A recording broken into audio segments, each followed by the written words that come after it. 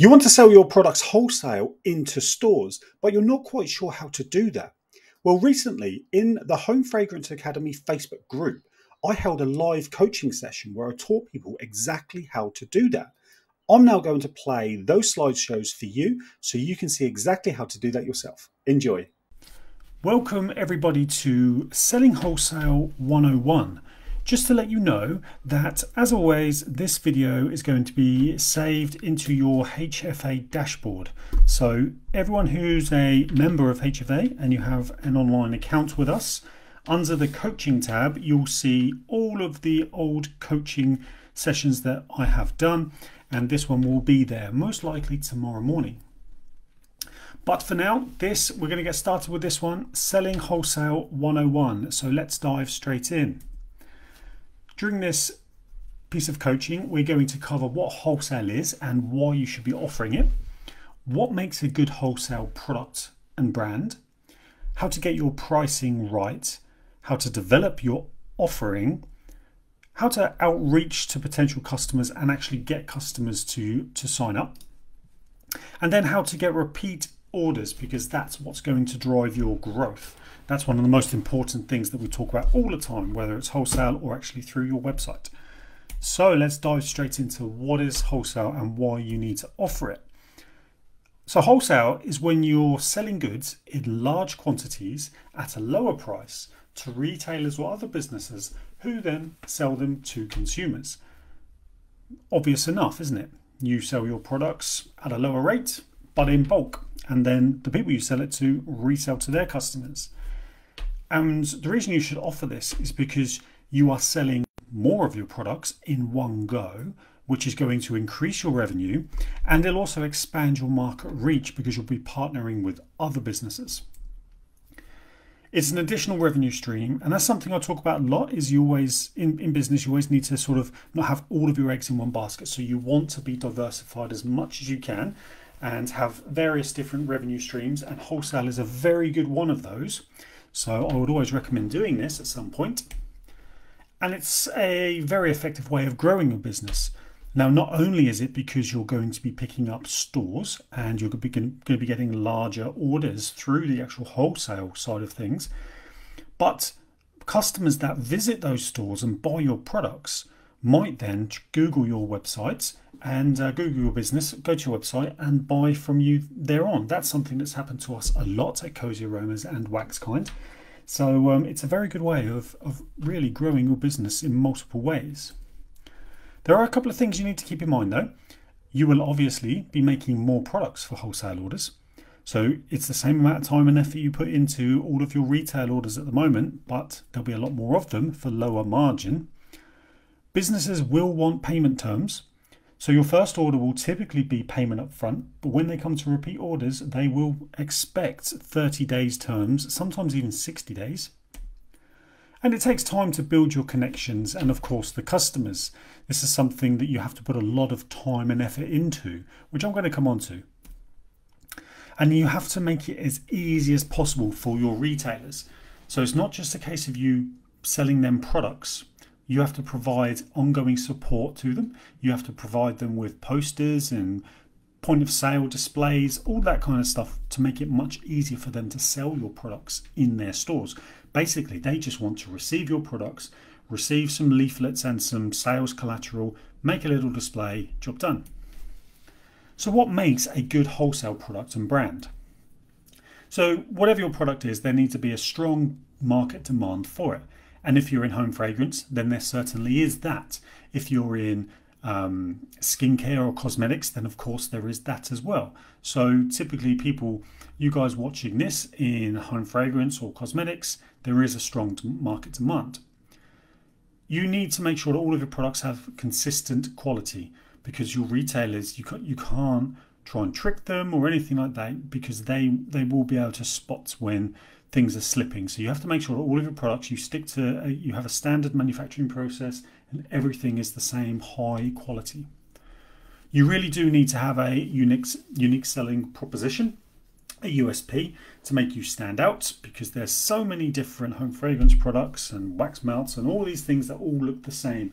So if you can stand out one way or another, it doesn't have to be anything massive, But if you can just be somehow different to all of the others, that gives you a much better chance in actually attracting these wholesalers, these retailers, but also making sure that you stay in their store for as long as possible.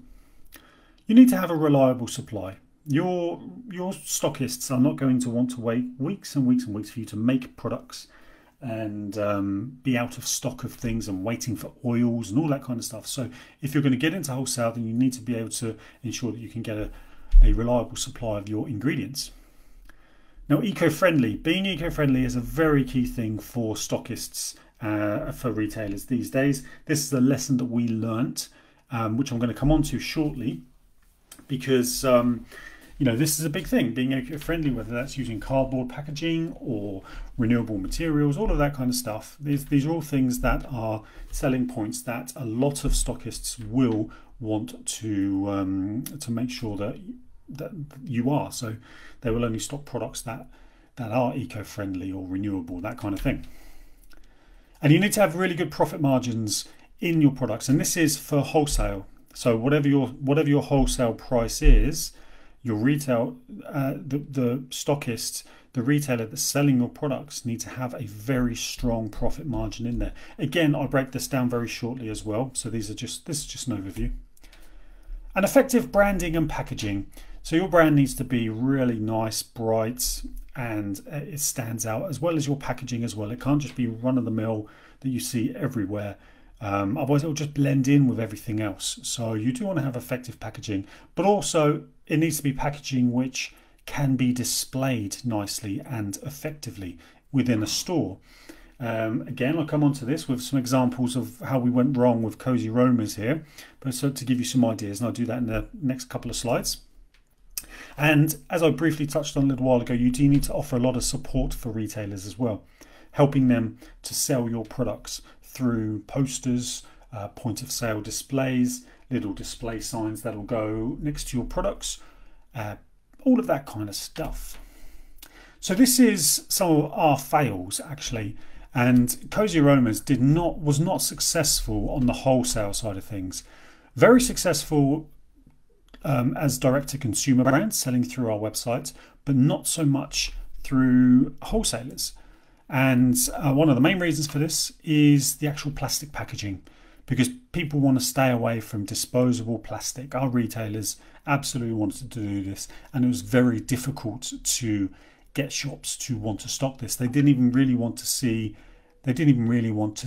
and receive samples of them because it was plastic. And also on that image on the left hand side there, we used this round packaging, and it was very difficult to display in a shop. Really easy and very nice to send out in parcels in the post, but displaying in stores was very difficult. And that's what I say about having effective packaging, something that can be stood up or be displayed easily. And also with Cozy Aromas, we had quite a lot of sort of online deals. So we had a permanent offer running, which was buy 8 wax melts for the price of 6. We had a similar thing for our room sprays and other things. And retailers don't particularly like to see this too much. And but it won't stop them. It won't stop people stocking you, but it will mean that it will be a lot more difficult to convince them. And also with Cozy Aromas, we didn't have any minimum order value. And this is something I'll touch on soon as well. You want to make sure you do. So this means that our stockists could buy £20 worth of stuff or £50 worth of stuff. And for a wholesale business, that is just really not viable. You want to be 150 plus as a minimum order value if you can. And as a result of this, after 3 years of pushing quite hard to get stockists on a sort of weekly basis, we only managed to get 100 stockists in 3 years. So yeah, 100 stockists is great, but after 3 years worth of work, it's not great at all. So this was a fail. And we learned a lot of lessons from this, and this is the reason why we created our Waxkind brand, and that is therefore a win. So straight away, you look at this. This is a brand, I don't know if you're aware or not, but this was in early part of 2023. This was a brand that we launched called Waxkind, and we wanted to really focus on being eco-friendly. So all of the packaging was compostable cardboard, and we had a pledge for every 50 wax melts that we sold, we'd plant a tree through the National Trust. and the retailers loved that. They really did. And as you can see, each of the pack of wax melts, we sold them in packs of 10, and they all came in this little display box. So all they had to do was take the lid off, put it straight on the shelf, and it was ready to sell. And then if you look in the image on the right hand side, we had those little display posters, little signs, which helped to sell them. And this is what I mean by that retailer support. It really does help to sell your products in the stores. It makes it as easy as possible for those retailers. Now, of course, I'm not saying that you need to do this, because of course this is quite a lot of investment, but this is just something to think about in your companies. What can you do to help the retailer make it as easy as possible for them to sell your products in their stores? And it was a very, very simple offering, Waxkind. We had 40 fragrances and we simply sold them in packs of 10.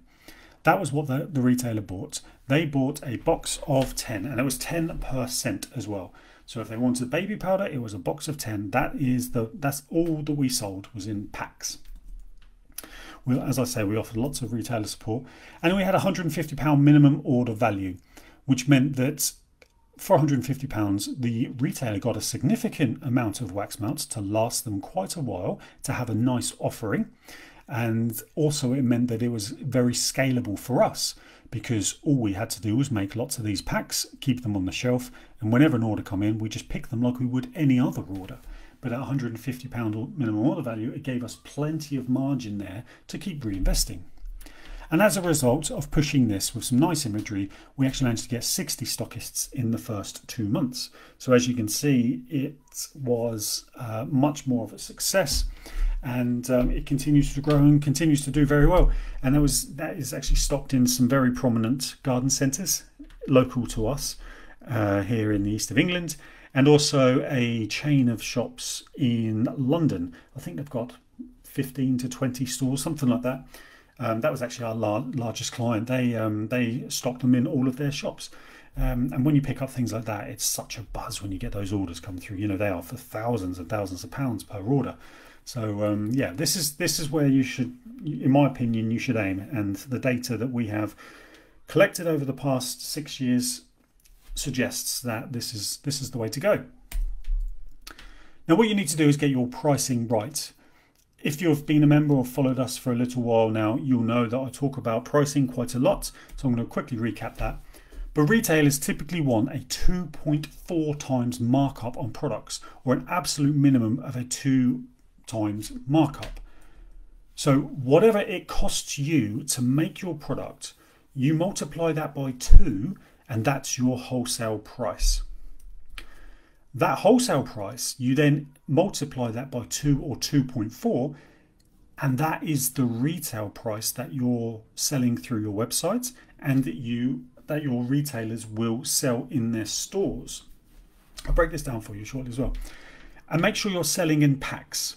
So for example, with Waxkind, it was a pack of 10 per scent. And then you need to have some kind of incentive to get, you'll have a minimum order value. Let's say your minimum order value is £150 or £100 or whatever. Offer free delivery on something a bit higher than that.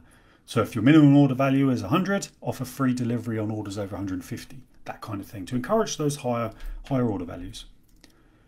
And the other thing to think about, if you are VAT registered, is that your wholesale pricing does not include VAT. So everything that you quote when you're selling through your website, everything that your customers buy from you will include VAT. However, when you're selling wholesale, all of your prices are plus VAT. This is because you're selling to businesses, and those businesses will be VAT registered, and they will therefore be able to claim it back, and it's kind of an irrelevant thing.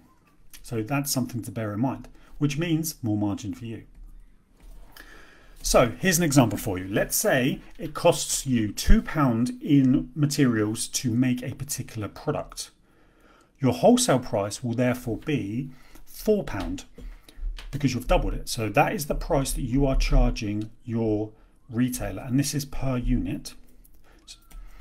And the retail price for that will be between £8 and £9.60 per unit. So because the stockist, the retailer, they will want, like I say, between a 2 and a 2.4 times multiplier. And so that's what that works out to be. So what this means that even at a wholesale rate, you'll be making 100% markup on each product. So there's a lot more profit there for you to be able to grow your business. So if you sell in packs of 10, you'll be making £20 profit per pack. And if your minimum order value is £150, that means that £75 of that is profit per order. Bear in mind, this doesn't include VAT, that's a separate thing altogether. So it's £75 profit per order. And that's why this is incredibly scalable. And because there's margin there for you to reinvest into more marketing, getting an extra salesperson in, whatever it is, to grow your business. That might have sounded quite rambly and a lot of numbers and things there, but come back to this and so make notes, because this is really important, and this is what has been tried and tested with us and works very, very well indeed. So now what you need to do is actually develop your offering, what it is you're going to be offering your potential stockists. So finalize your pricing based on what I've previously said. Keep your product range simple. Try not to have so many things that just overwhelms people. So what you don't want to do is go to a stockist and say you've got 150 fragrances to choose from. Just trim it down to 20 to 30 best-selling products.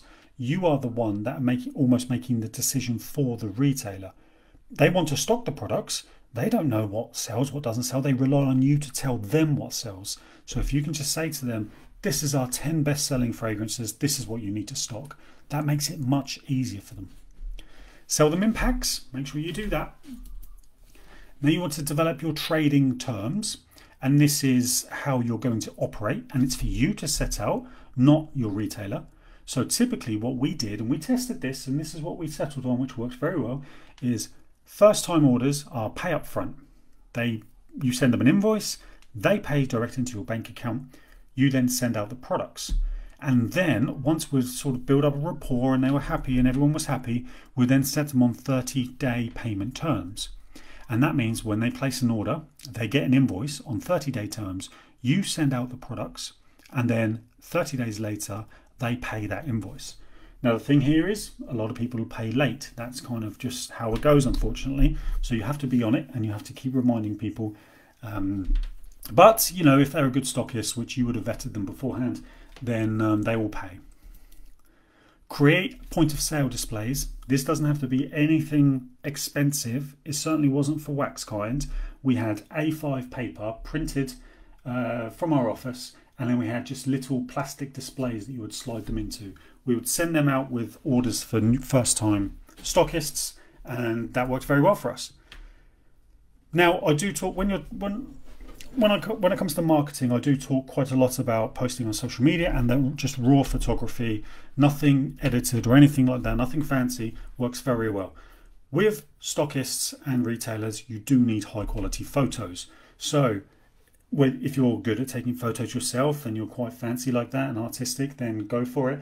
Otherwise, maybe have a session where you do invest in having a photographer take some beautiful images for you. Make yourself a little PDF catalog. You can do this in Google Google Workspace, by using Google Slides or something like that. It's just a little presentation that you can save as a PDF. This will outline your best-selling fragrances. It will outline details about you and your brand so they can start to fall in love with it. It will outline your environmental, your eco-friendly situation and what your products are made from, etc., etc. You'll have images of your products in there. You'll have customer reviews in there. You'll have your pricing, your retail prices, all of that kind of stuff within this document. This is the thing that you will send stockists once they are very interested. This is something they would expect to receive from you. Now, to acquire customers, you should focus on a specific sector first. So for example, garden centres, homeware shops, gift shops, they're the basic ones. If you can niche that down, then brilliant. But otherwise, these are good starting points. So use Google Maps and create yourself a list. Record it in a spreadsheet somewhere of, let's take garden centres, find all of the garden centres in your local area, then expand out and out and out and just collate them all into a list. It will be their name, their location, their email address. That's what you want. You want contact details. So you want their email address, phone number. You'll definitely want their social media profiles as well.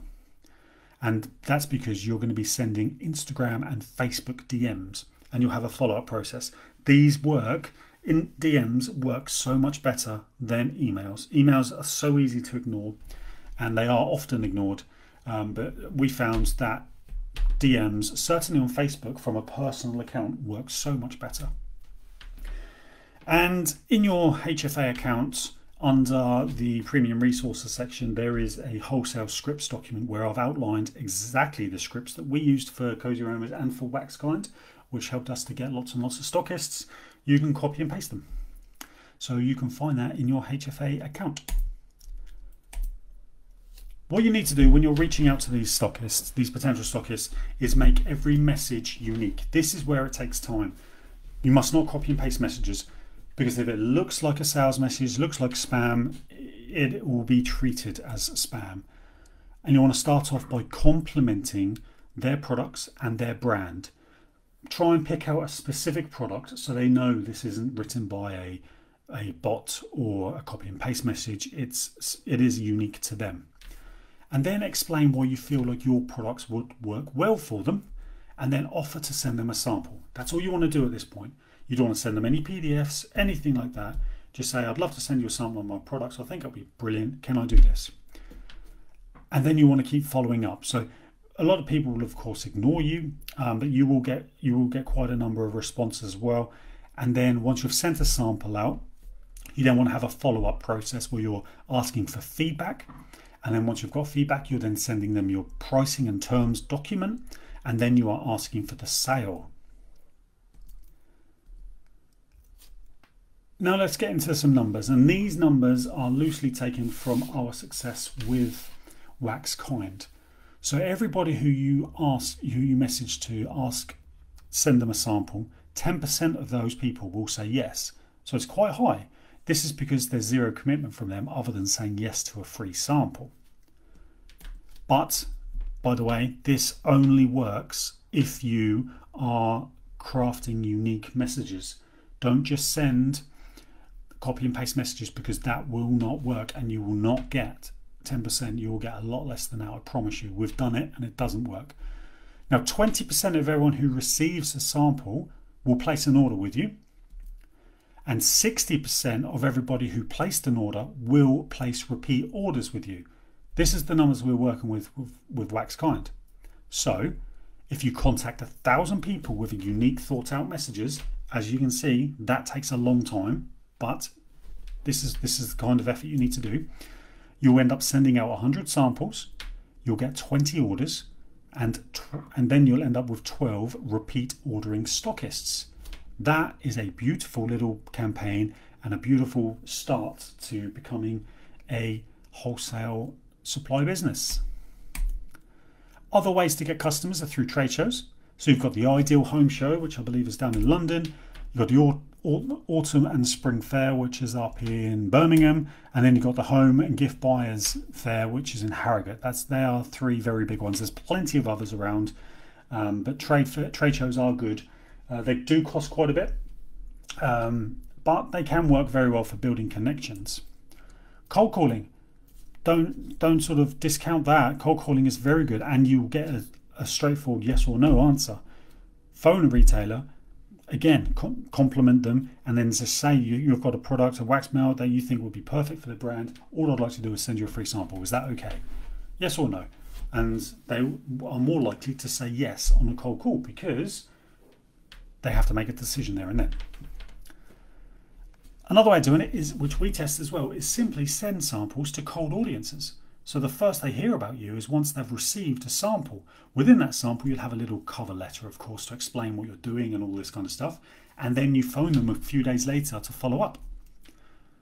Visit shops in your local area in person with samples. It's very difficult for people just to turn you away. Or you can hire commission-based sales agents. These are people that will sell your products on your behalf, and you only pay them based on their sales. Typically, I think it was like 15-20%, something like that, of your sales is, or any sale they generate, you'll pay them. The only thing with that, it's quite difficult to get good ones. So just bear that in mind. And to get repeat orders, you want to keep in constant contact with your stockists and help them. Just see how things are going. If they say things are a little slow, then offer them some tips and advice on how to sell more, etc., etc. Just keep that communication going. Provide them with free POS displays and keep sending them to them as well every now and then. So if they're having a difficulty selling your products, then perhaps create a new display and send it to them. Any new products you've got launching, new fragrances, send samples of them to them. Offer payment terms, as I said, so 30-day terms, that people are so much more likely to buy from you if you offer terms. Visit the stockists in person. That's always fantastic. Just like we often say that going live in your Facebook group is a great way of building that one-to-one rapport. It's the same situation with visiting stockists in person. Be proactive with any seasonal trends. So your autumn collection, for example, or let's say Christmas collection, you want to be targeting stockists right now with Christmas collection. Even that is probably a bit too late for this year, but you have to be early with stockists, because you think about it, they need to have time to have it all set up in their store, because then people are going to be buying it from them, as opposed to you just selling it straight through your website to other people. So yeah, you need to be early. And other ways to do it is just simply remind them. So if they buy wax melts from you, you can roughly work out how long they should last, that stockist, based on the size of them and how many orders you think they'll get. So let's say it's monthly. So if they place an order on the 1st of August, then on the 1st of September, just remind them to place a repeat order. That just works very well, because often they forget, because they've got so many different stockists and wholesalers that they're dealing with. So if you're going to do this is something you have to commit to. You can't just send 3 or 4 emails, 5, 10, 15 emails or messages and get disheartened and give up when you get no responses, because that will happen. You have to commit to it. I promise you this works. You just have to really sit down and say, right, this week my goal is to get a stockist. And when you achieve that, it feels great, and then it motivates you to get the same. You have to keep learning from what you're doing as well. So keep testing your scripts that you're sending out. Test which samples you're sending. Make sure everything, just don't rest on your laurels. There's always room for improvement on these things. It does take time, it's one of those things that takes a while to build up. With Waxkind, we invested quite a lot of money into the packaging and imagery and all that kind of stuff. And we had Jess in the office who was full-time building lists, contacting people, sending out samples and following up and converting these people. And we managed to get 60 in 2 months. So it shows that, it does require a lot of time. But of course it can be outsourced. You can get sales agents to help you. There are companies out there that will sell your products for obviously commissions and retainers, but it's something that can be outsourced, but it can significantly grow your business. That is something that we can confirm absolutely works. Waxkind was set up just to be a business that stocked into stores, and that turned into a 6-figure business within just a few months.